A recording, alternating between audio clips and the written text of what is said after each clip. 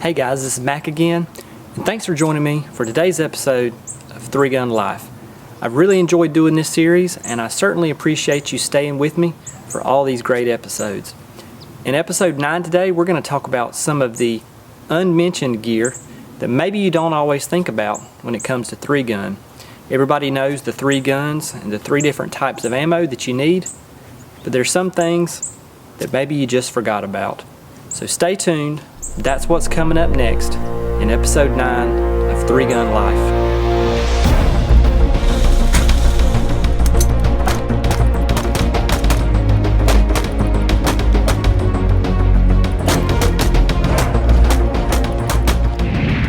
Now, the biggest piece of equipment and probably the most obvious that you'll need is something to carry all of your equipment around with. And what a lot of guys are doing are using these baby strollers. Now, I just happen to have had one that we don't use anymore, but these are very easy to find on Craigslist for 20 or 25 bucks at the most usually. They work really great. The things that I would suggest that you look for, or make sure that you get one that has the big off-road tires. The smaller plastic tires just do not work very well. You're going to need something that's good, for various types of terrain. So these jogging type strollers with the bigger tires, the big rubber tires, really work the best. In order to get this stroller ready, you're going to need something on it to be able to hold your long guns. Now, these 4-wheeler gun rack mounts by Colpin, I found on Amazon, and they work really well. You need 2 sets, one for your rifle and one for your shotgun, and they very easily clamp to the frame on this stroller. They work really great. They cinch down, and once you install them, you can just leave them there. They're not going to cause you any more problems after that. Now, you're going to need something to carry your ammo and magazines in as well. Now, I've always liked using a backpack. It's easy to get around. Now, this is one that I used in college, and once I didn't need it for that anymore, it very easily substitutes for a range bag. Now, I keep all of my magazines, tools, and other various things in this backpack. It has a lot of compartments, so I'm always prepared for if a gun goes down, I can easily change out parts or make adjustments, as well as having a very easy way to keep up with my rifle, handgun, and shotgun accessories, including the magazines. Now, the next things you're going to need is something to carry all your ammo in, and these range bags like this one from Allen work very well. I was actually given this one from a friend, but you can pick these up fairly inexpensively. And I just like to stack my boxes of ammo in these, and then because it's a pretty compact bag, it fits pretty easily in this stroller. Then once I get that in, I'll usually pop my backpack right here, or either maybe I'll carry the backpack actually on my back, and this is essentially how I go around at a match. Now, you also probably know that at a match you always have to have eye and ear protection. So having these in your bag at all times is a must.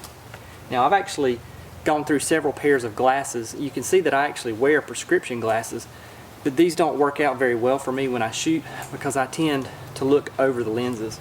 So I usually just wear contacts, and I've gone to this set of rimless glasses by ESS, which work very well. And I usually prefer the clear lenses. And what I do is I actually just clip these to my bag. They come with a protective case here.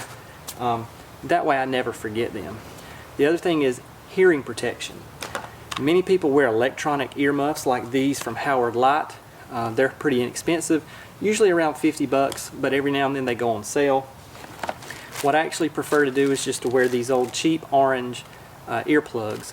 They work better for me when I'm shooting. They're a little bit quieter so that I can focus and keep away a lot of the extraneous noise.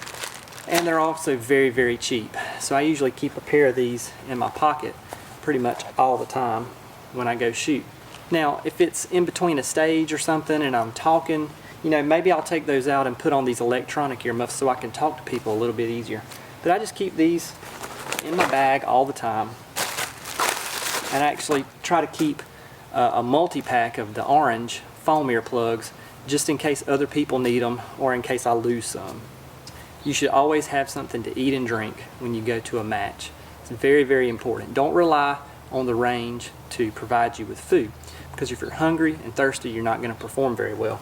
So I usually take a pretty small cooler, which I can actually put right here on this stroller. I'll strap it down, and I try to keep some water or Gatorade and some snacks in there so that I'm constantly replenishing throughout the day. Very, very important. Make sure you don't forget to take extra food and extra water. And last but not least, make sure you don't forget your gear belt.